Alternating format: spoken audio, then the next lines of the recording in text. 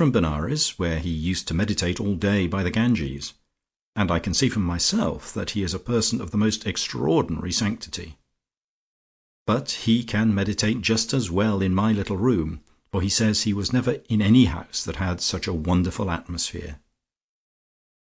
He has no money at all, which is so beautiful of him, and looked so pained and disappointed when I asked him if I might not give him some. He doesn't even know how he got here from London. He doesn't think he came by train, so perhaps he was wafted here in some astral manner. He looked so bewildered, too, when I said the word money, and evidently he had to think what it was, because it is so long since it has meant anything to him. So if he wants anything, I have told him to go into any shop and ask that it shall be put down to me. He has often been without food or sleep for days together when he is meditating. Just think. Shall I bring him to see you, or will you come here? He wants to meet you because he feels you have a beautiful soul and may help him in that way, as well as his helping you. I am helping him too, he says, which seems more wonderful than I can believe. Send me a line as soon as you get back. Tante salute. Your own Daisy. The voluminous sheets had taken long in reading, and Mrs. Lucas folded them up slowly and thoughtfully. She felt that she had to make a swift decision that called into play all her mental powers. On the one hand, it was up to her to return a frigid reply conveying, without making any bones about the matter, that she had no interest in nameless gurus who might or might not be Brahmins from Benares, and presented themselves at Daisy's doors in a penniless condition without clear knowledge whether they had come by train or not. In favour of such prudent measures was the truly Athenian character of Daisy's mind, for she was always inquiring into some new thing, which was the secret of life when first discovered, and got speedily relegated to the dust heap. But against such a course was the undoubted fact that Daisy did occasionally get hold of somebody who subsequently proved to be of interest, and Lucia would never forget to her dying day the advent in Riseholme of a little Welsh attorney, in whom Daisy had discovered a wonderful mentality. Lucia had refused to extend her queenly hospitality to him, or to recognize his existence in any way during the fortnight when he stayed with Daisy, and she was naturally very much annoyed to find him in a prominent position in the government not many years later. Indeed, she had snubbed him so markedly on his first appearance at Riseholme that he had refused on subsequent visits to come to her house at all, though he several times visited Mrs. Quantock again and told her all sorts of political secrets, so she said, which she could not divulge for anything in the world. There must never be a repetition of so fatal an error. Another thing inclined the wavering balance. She distinctly wanted some fresh element at her court that should make Riseholme know that she was in residence again.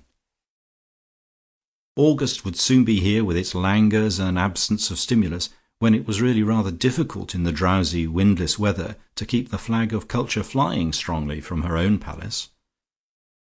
The Guru had already said that he felt sure she had a beautiful soul, and the outline of the scheme flashed upon her. She would have yoga evenings in the hot August weather, at which, as the heat of the day abated, graceful groups should assemble among the mottos in the garden and listen to high talk on spiritual subjects.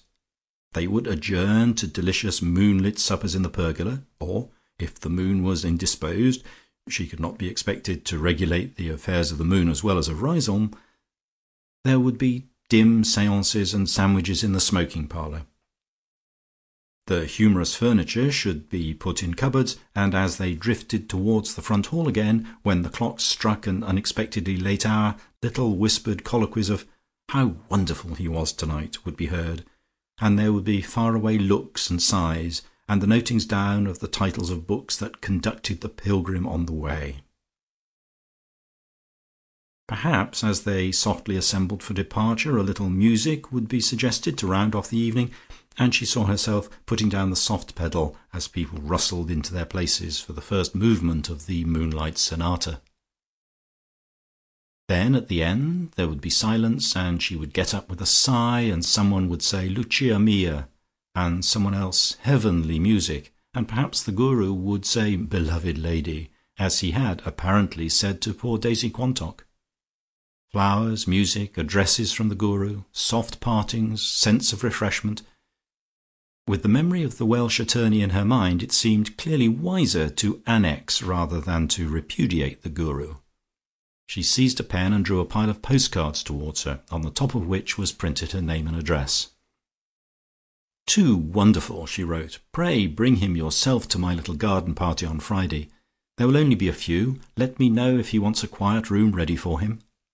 All this had taken time, and she had but scribbled a dozen postcards to friends bidding them to come to her garden party on Friday, when tea was announced.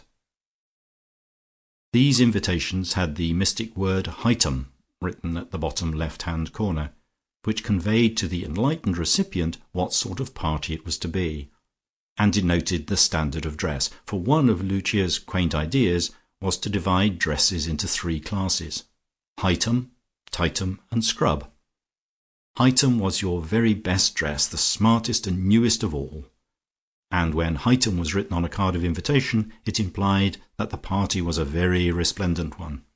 Tightum similarly indicated a moderately smart party. Scrub carried its own significance on the surface.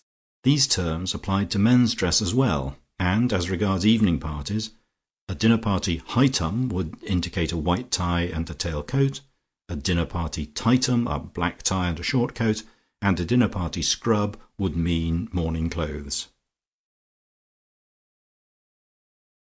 With tea was announced also the advent of Georgie Pilson, who was her gentleman-in-waiting when she was at home, and her watchdog when she was not. In order to save subsequent disappointment, it may be at once stated that there never has been, was, or ever would be the smallest approach to a flirtation between them. Neither of them, she with her 40 respectable years, and he with his blameless 45 years, had ever flirted with anybody at all. But it was one of the polite and pleasant fictions of Riseholme that Georgie was passionately attached to her, and that it was for her sake that he had settled in Riseholme now some 7 years ago, and that for her sake he remained still unmarried.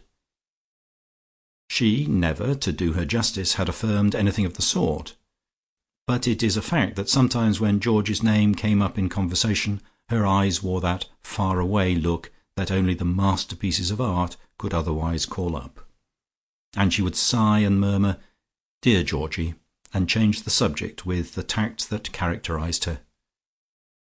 In fact, their mutual relations were among the most beautiful things of Riseholme, and hardly less beautiful was Peppino's attitude towards it all. That large-hearted man trusted them both, and his trust was perfectly justified. Georgie was in and out of the house all day, chiefly in, and not only did scandal never rear its hissing head, but it positively had not a head to hiss with or a foot to stand on.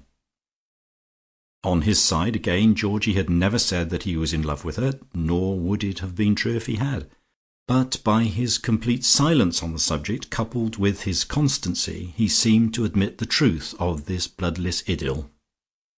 They talked and walked and read the masterpieces of literature and played duets on the piano together. Sometimes, for he was the more brilliant performer, though, as he said, terribly lazy about practising, for which she scolded him, he would gently slap the back of her hand if she played a wrong note, and say "naughty," and she would reply in baby language, "Me very sorry, naughty to hurt Lucia."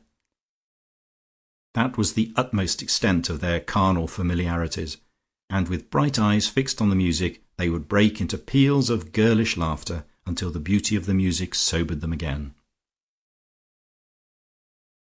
Georgie, he was Georgie or Mr. Georgie, never Pilson, to the whole of Riseholme, was not an obtrusively masculine sort of person.